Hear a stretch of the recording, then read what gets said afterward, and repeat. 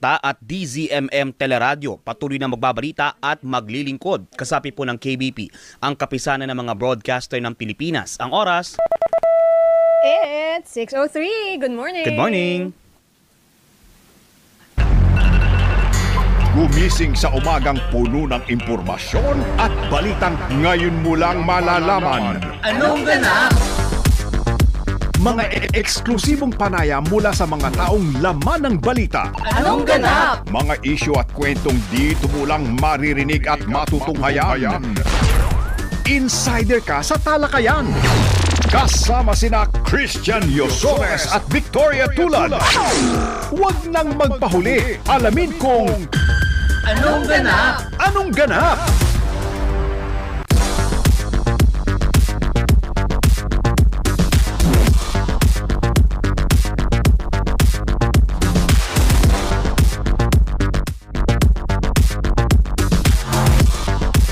Bawal ang tatamad-tamad ngayong Sabado. Tataroyak ka lang ko na sasabihin. Good morning, partner! Good morning, Good partner. morning. Mga hirit mo na naman, ha? Uy, first time natin ng partner sa bagong set, ha? I Yung know. may pa-TV sa likod, ha? Wow. Kayo ko lang nakita. Ang ganda.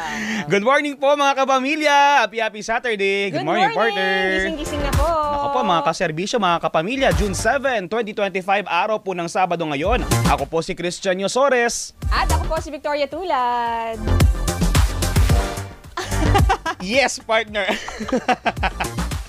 Ay, wala ka palang kodigo dyan. Okay. Sige po, samahan niyo po kami mula ngayong alas 6 hanggang alas 8 ng umaga. Dito lamang po sa programang Anong Ganap?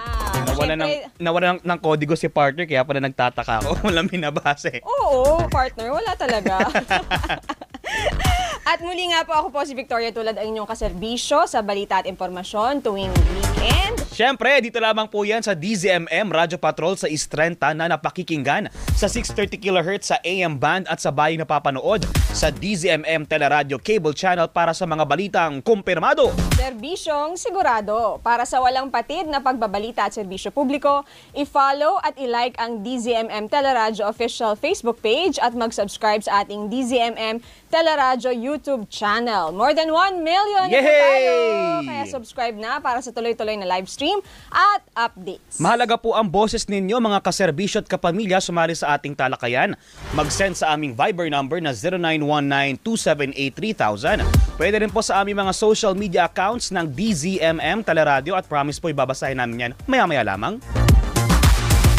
Yes! Parang na. Yes! Gising. Bawal! Opo. Bawal ang tatamad-tamad ngayong Saturday. Para sa mga may pasok po ngayong weekend. Alam mo, akala ko pagising ko baka maulan.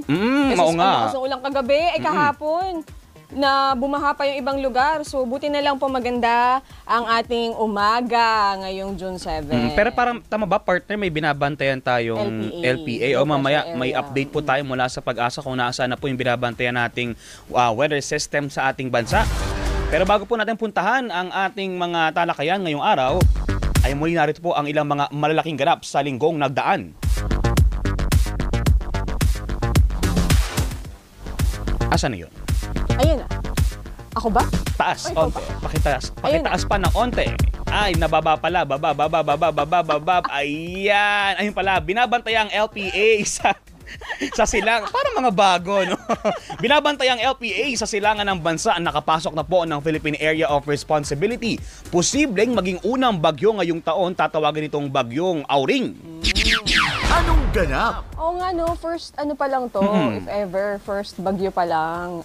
Kaya nasa letter A pa lang tayo. Parang first time ba to, partner, in our recent memory na kalagitnaan ng taon, tsaka nagkaroon ng unang bagyo? Kasi ng mga nakaraan, parang ang pinaka-late na ay March or April Parang May nga yung parang mas maaga nga yung ibang yung ibang taon. Ngayon June pa. Pero alam mo, feeling ko nga parang ang aga eh. Nung dineclare nila yung tagulan, sabi ko, di ba parang dapat July pa?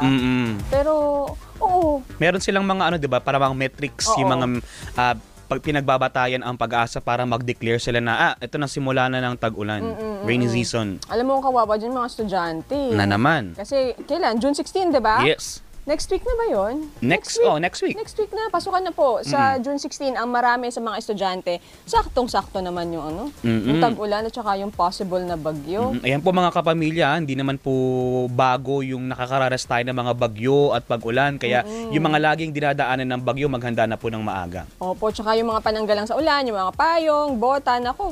Kung kaya po ay lagi tayong magdala para po tayo ay may proteksyon sa ulan. Kahapon talaga ang lakas. Dapat may aalis kami dapat kahapon.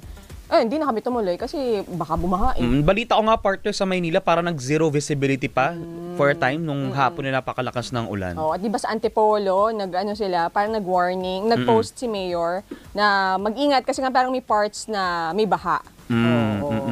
Pero ano yun partner, dumaang ulan lang yun, hindi pa yun talaga bagyo. Ang sabi ni Ariel Rojas, hi Tito Ariel. Hi Ariel. Yun ay pinaghalong epekto ng LPA okay. at ng habagat.